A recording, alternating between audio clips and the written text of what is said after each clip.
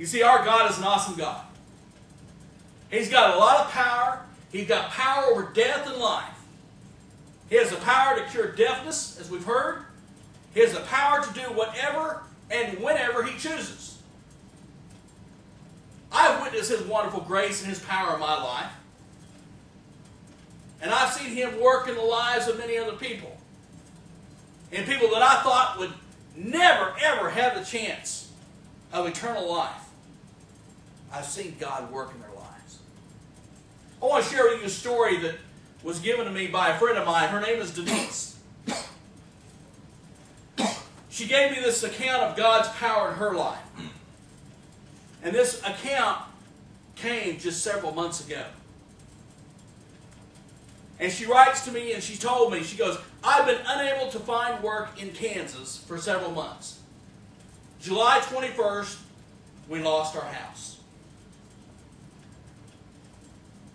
We came to my folks immediately, and within hours of getting there, she says we had a place to stay, rent utility free, until we could get back on our feet. The next day we had a rental that we would be moving sometime in November.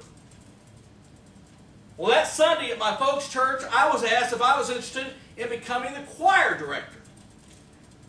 And when school started, she says she was subbing for the first week and was hired as a second grade teacher.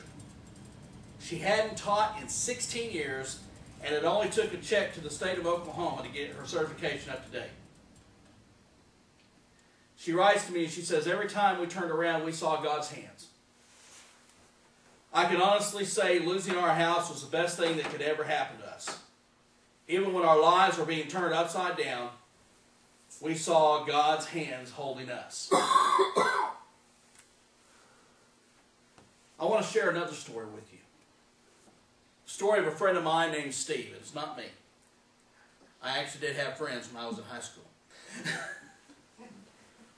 But this is Steve's story. And I was there for part of this story, and I remember this pretty well. Steve says his mom passed away his senior year in 1983.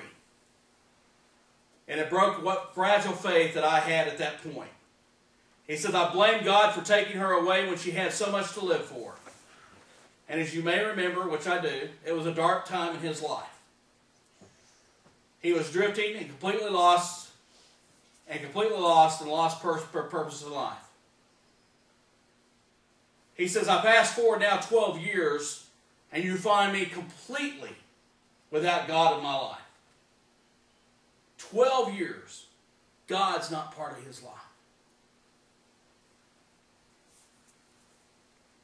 He says, I'm lost, I'm looking for meaning of life. That is, he says, that's what I thought. But he says, God was there all along. I was just stubborn and too blind to realize it. God was the one who kept me on the fringe of bad things and not active in those things. God was the one who gave me the opening to change my life by joining the Navy. And God was the one who saw me through this dramatic life-changing event.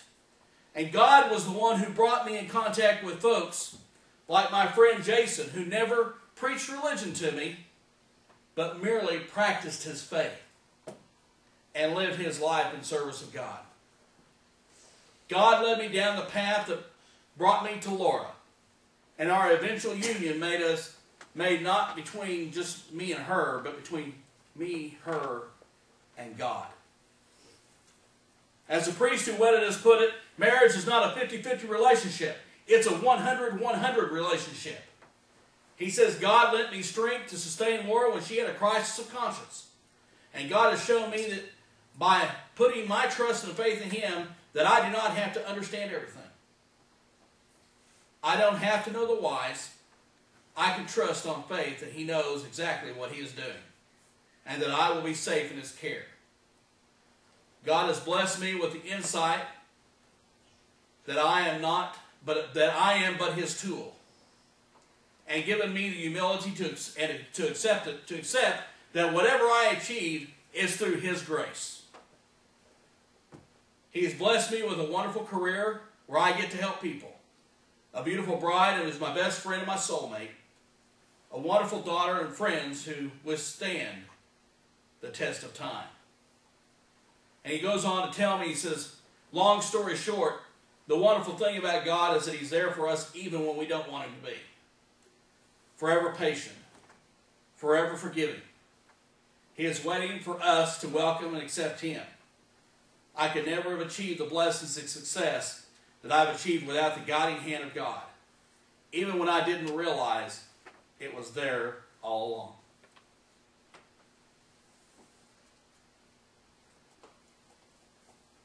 Powerful testimonies to the power of God. I wish I would have written that. But that was written by my friend Steve. You see, we see many stories of God's awesome power in our Bible. We can reach them in the Bible. We can turn to the Israelites. And again, they're plied across the Red Sea. And how God used his power to save his people. The fall of Jericho. Marching around 7 times. Screaming at the top of their voice, and the walls come tumbling down. It wasn't the people who did it, it was God who did it. The Great Flood. Another awesome showing of God's power. Creation itself. You see, I could go on and on about all the biblical examples we have of God's awesome power. But my question this morning is, why do we think that that power does not exist today? Why are we filled with so much doubt that God has an interest in our lives that he won't use his power to help us out?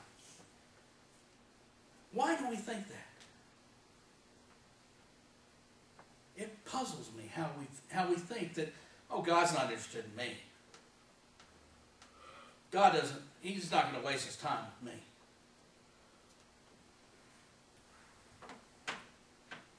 But his power does still exist today. His power exists, and he does want to use it to bless. That all we have to do is ask him.